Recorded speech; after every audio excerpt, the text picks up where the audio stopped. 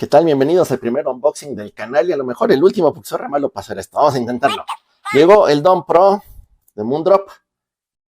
Quería estrenar mi cuchillo, pero que se me rompe el papel. Entonces ya vamos a arrancarlo directo de aquí porque les digo que no se me da esto del unboxing. Que esta pues no es una caja.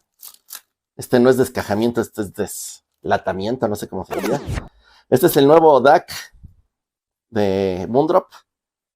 3.5 y 4.4 milímetros. Está muy bonito. Yo creí que era más grande. Y qué bueno que está pequeñito. Aquí lo pueden ver. Estas son como salidas de ventilación y aparte se iluminan dependiendo la calidad del archivo de audio que tengamos. Sus botones, por lo que leí, son de volumen independiente al teléfono, lo cual está muy padre. Ya lo probaremos. Entrada que es tipo C. Y aquí están 3.5 y 4.4, que la verdad es que por esto era por el que lo quería. Está bonito. Ya lo probaremos. ¿Qué más viene en la cajita?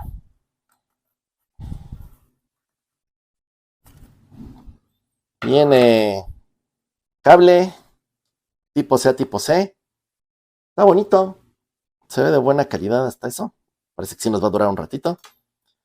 Y el adaptador de tipo C a USB normal para la computadora.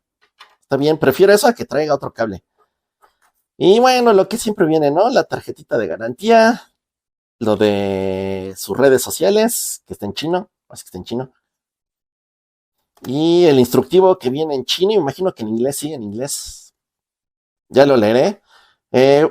Voy a hacer las revisiones de los audífonos con este y con el K3 de Fio que tengo, que son como los de cabecera.